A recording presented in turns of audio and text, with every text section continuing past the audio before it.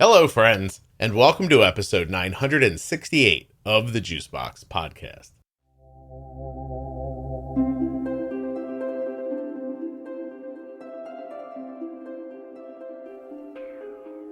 Today on the show, Jenny is back and joining me for another Diabetes Myth episode.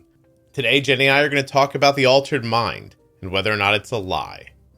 While you're listening, please remember that nothing you hear on the Juicebox Podcast should be considered advice, medical or otherwise. Always consult a physician before making any changes to your healthcare plan or becoming bold with insulin. If you're enjoying the Diabetes Myth series, you may have missed some. Go back in that podcast player and take a look. If you're not listening in a podcast player, get one. Apple Podcast, Spotify, or something like that. They're free and way easier to listen to a podcast with.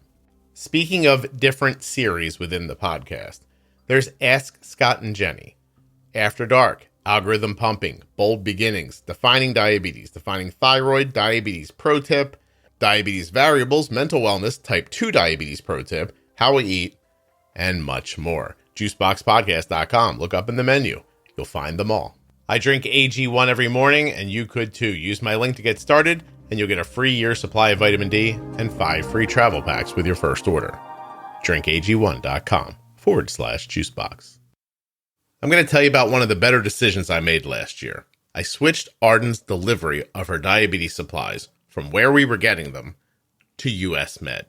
And US Med is more than edging out the service that we were getting from that previous company.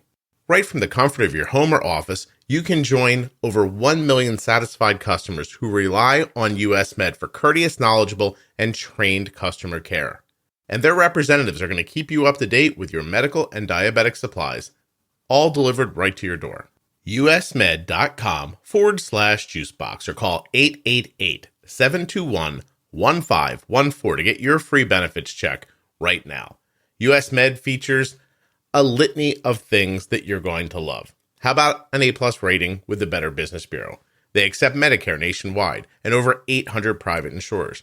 They carry everything from insulin pumps and diabetes testing supplies to the latest CGMs like the Freestyle Libre 3, the Dexcom G6, and a little bird told me the Dexcom G7 coming very soon.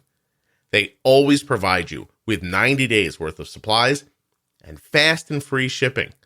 Better service and better care is what you're going to get when you go to usmed.com/juicebox. On top of all of this, US Med is now dispensing Novolog Insulin Aspart and Humalog Insulin Lispro through their pharmacy benefits. What are you waiting for? usmed.com/juicebox, 888-721-1514. US Med is the #1 distributor for Freestyle Libre systems nationwide. They are the #1 specialty distributor for Omnipod DASH. They are the place we got Arden's Omnipod 5s from. US Med provides Arden with her Dexcom supplies. And they're the #1 fastest growing Tandem distributor nationwide. I mean, I guess I could say it again, but are you just already online getting it done? Are you even listening to me anymore? Or have you already called 888-721-1514? Don't like the phone? usmed.com/juicebox. The other day I got an email from US Med and it said, you want some more supplies?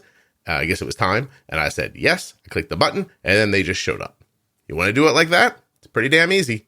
usmed.com/juicebox. Jennifer, we are back to tackle another diabetes myth. You must be incredibly impressed that I've learned to say myth. And I know I am. I still have to think about it while I'm saying it, but still, it's okay. It's funny. I didn't think that you said it wrong or weird to begin with. I know you think that you did, but I think it's the way that the brain plays tricks. My kids have actually just been doing this with words. They'll say a word and they keep saying it. Like the other day, it was spoon, spoons. I'm like, say it in your head. I don't want to hear spoon anymore. But it was that they just kept saying it. And then it became really weird. Yeah. Like how they heard themselves say it is, it doesn't sound like spoon anymore in my head, Mom. So I think it was probably that. I don't know what it is. Actually, this is going to sound strange, but I'm a little dehydrated since I've been using Wegovy. I'm having a trouble getting myself hydrated enough, right? And it feels like I can't drink enough water. Are you taking in electrolytes as well as your water? No. What should I be doing? Please take some electrolytes along with your daily water, especially if you are really like trying to hydrate above and beyond what you have been doing. Okay. Electrolytes are a really important piece of management of hydration. Should I just get like a little packet of something that goes into the water? Yeah, there are lots of options. I mean, the easy ones to find are the Nuun tabs, Nuun. Another one is Ultima. They're really easy. Nuun, if you don't want caffeine, don't buy the ones with caffeine in them, but they come in a lot of different flavors. They don't have any sugar or anything funky in them. But it's a nice way to just give a little electrolyte. I'm going to do that today. I brought that up because if my mouth gets dry, I feel like my lip gets stuck, and the word myth like is what makes me feel that way. Anyway, I see. But I'm Doesn't glad come out quite right. But I learned something by mistake by telling you my stupid story about how my mouth is getting stuck. There you go. Thank you. I'm actually going to do that today. Anyway, we're back to talk about a myth. It's a short episode, but this myth is that the altered mind is a lie. And now the reason that we use that wording is because you and I did an episode called Altered Minds, where we talked about how people can feel and act if their blood sugar is too low or too high. Yes.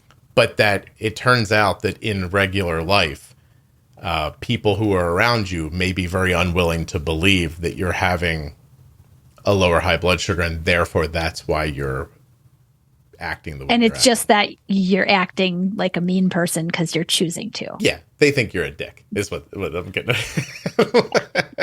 and sometimes you might just be being a nasty person. It has nothing to do with your blood pressure, or blood sugar. Obviously everybody can be mean and nasty at times. Not out of the question at all. But here it is. I've been told that being high or low does not affect my mood, and that I am just using it as an excuse.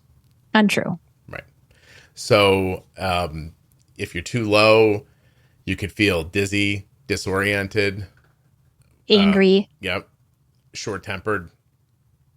Yep. Right. Absolutely. You can become honestly violent. Mm-hmm. Confused. You know, you can be confused and violent and try to, honestly, start a fight or punch somebody or shove somebody. Sometimes too, it's interesting if you have a low enough blood sugar or not with it enough to know exactly what you're doing. You may actually, it's kind of like somebody stuck under a car and you get that superhuman like strength to like lift it up and get them out, right? With a low blood sugar, there are some interesting things that end up happening, and you could actually become even stronger and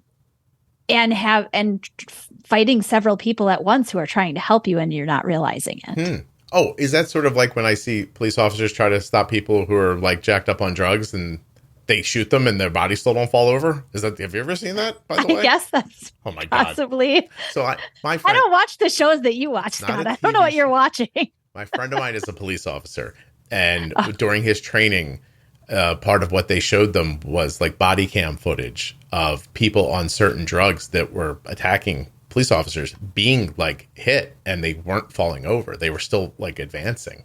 And so really crazy. But anyway, that's where my brain jumped just now.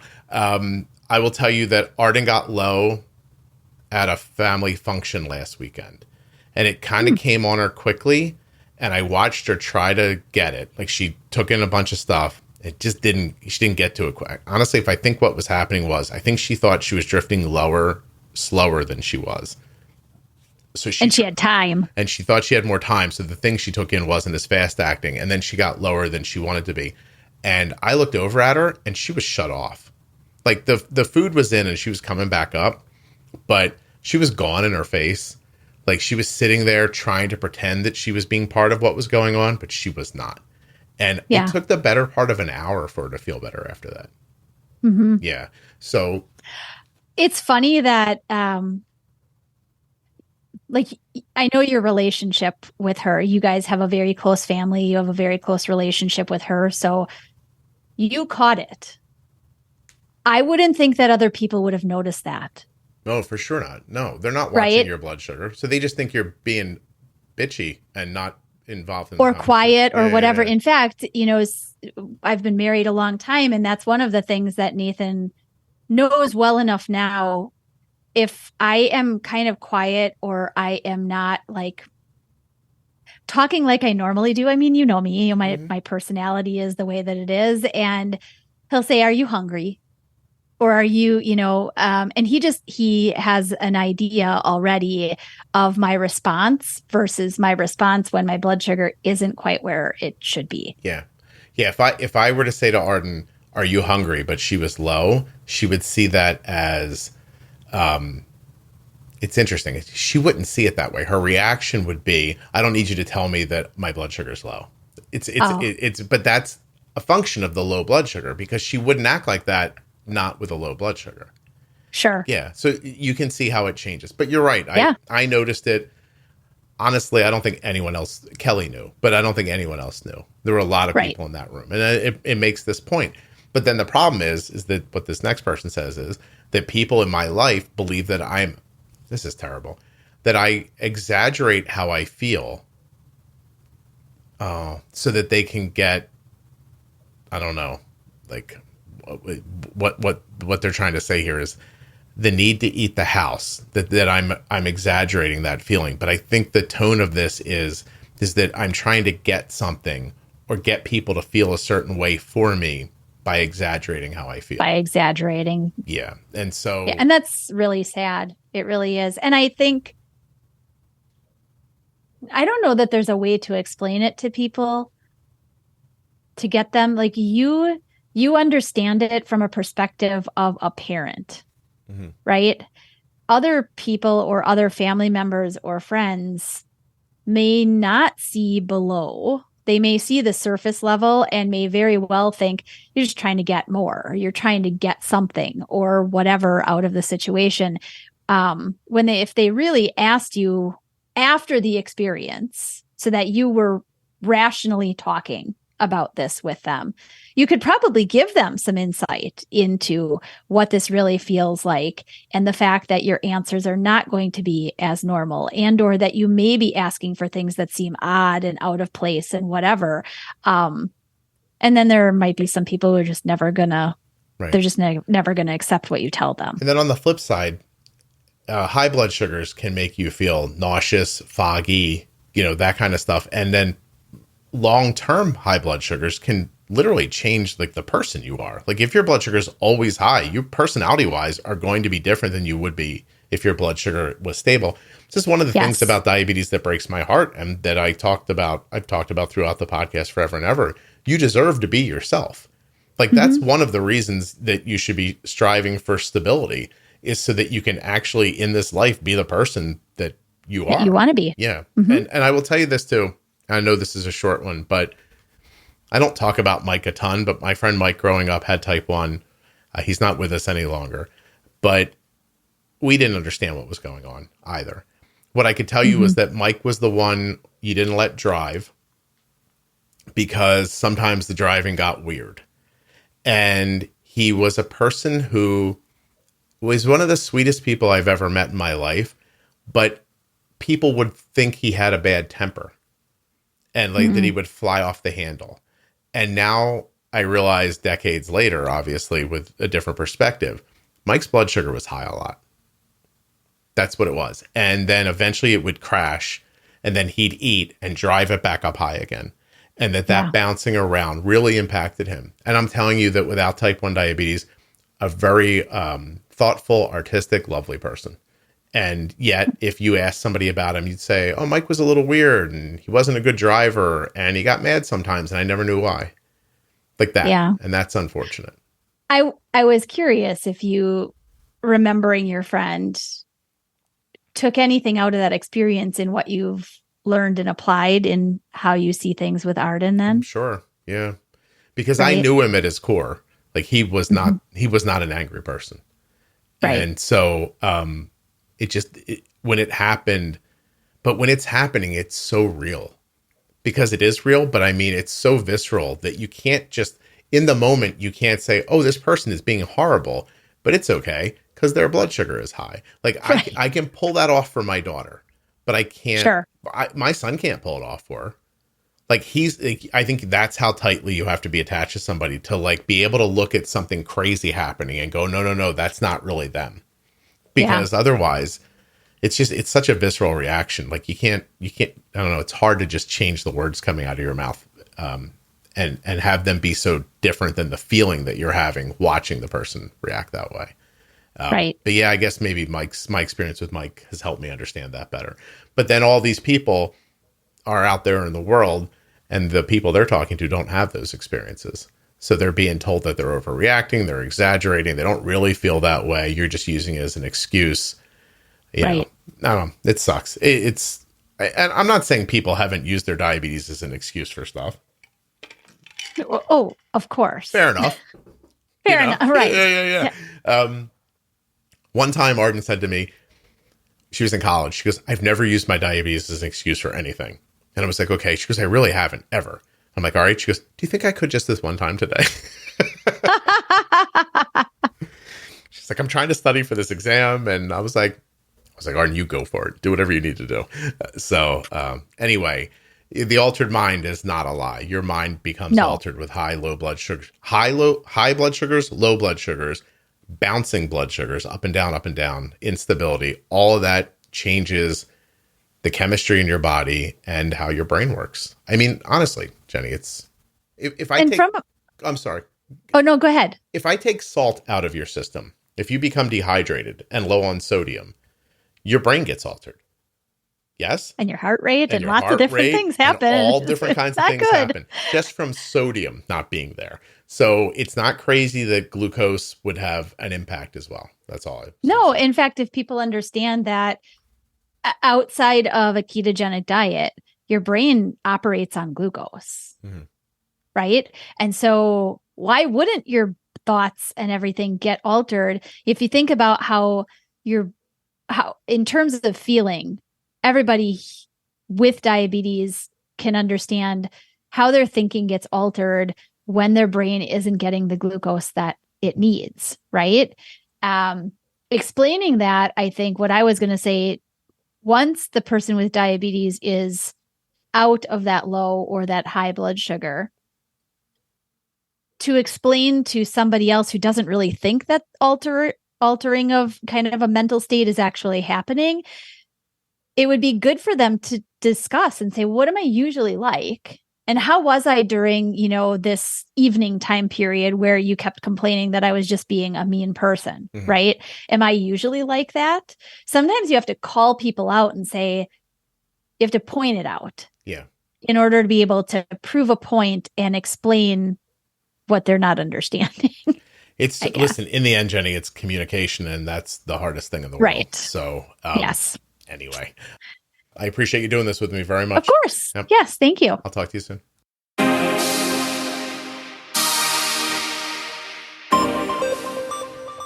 Our good friend Jennifer Smith works at integrateddiabetes.com. You can hire her to help you with your diabetes care.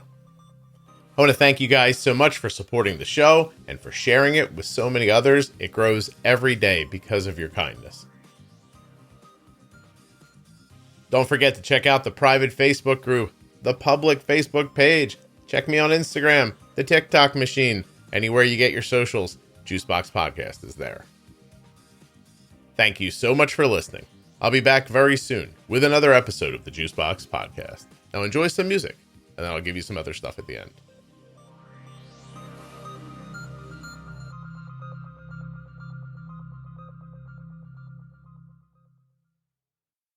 Once there was a time when I just told people, if you want a low and stable A1C, just listen to the Juicebox Podcast. But as the years went on and the podcast episodes grew, it became more and more difficult for people to listen to every one. So I made the Diabetes Pro Tip series. This series is with me and Jenny Smith. Jenny is a certified diabetes care and education specialist. She's also a registered and licensed dietitian and a type 1 herself for over 30 years. And I, of course, am the father of a child who was diagnosed at age 2 in 2006. The Pro Tip series begins at episode 210 with an episode called Newly Diagnosed or Starting Over. And from there, all about MDI, pre-bolusing, insulin pumping, bumping and nudging, variables, exercise, illness, injuries, surgeries, glucagon, long-term health, bumping and nudging, how to explain type 1 to your family, postpartum, honeymoon, transitioning, all about insulin, temp basals, These are all different episodes setting your basal insulin, fat and protein, pregnancy, the glycemic index and load, and so much more, like female hormones and weight loss. Head now to juiceboxpodcast.com. Go up in the menu at the top and click on Diabetes Pro Tip. Or if you're in the private Facebook group, there's a list of these episodes right in the featured tab. Find out how I help keep my daughter's A1C between 5.2 and 6.2 for the last 10 years without diet restrictions. Juiceboxpodcast.com. Start listening today. It's absolutely free. Everybody who has diabetes supplies, but not everybody gets them from US Med the way we do. usmed.com/juicebox or call 888-721-1514. US Med is the #1 distributor for Freestyle Libre systems nationwide. They are the #1 specialty distributor for Omnipod DASH, the #1 fastest growing tandem distributor nationwide, and they always provide 90 days worth of supplies and fast and free shipping. That's right, US Med carries everything from insulin pumps to diabetes testing supplies, right up to your latest CGMs like the Freestyle Libre 2 and 3 and the Dexcom G6 and 7. They even have Omnipod DASH and Omnipod 5. They have an A+ rating with the Better Business Bureau, and you can reach them at 888-721-1514 or by going to my link, usmed.com/juicebox. When you contact them, you get your free benefits check, and then if they take your insurance, you're off and going. And US Med takes over 800 private insurers and Medicare nationwide. Better service and better care is what US Med wants to provide for you. usmed.com/juicebox. Get your diabetes supplies the same way Arden does from US Med. Links in the show notes. Links at juiceboxpodcast.com to US Med and all of the sponsors. When you use my links, you're supporting the show.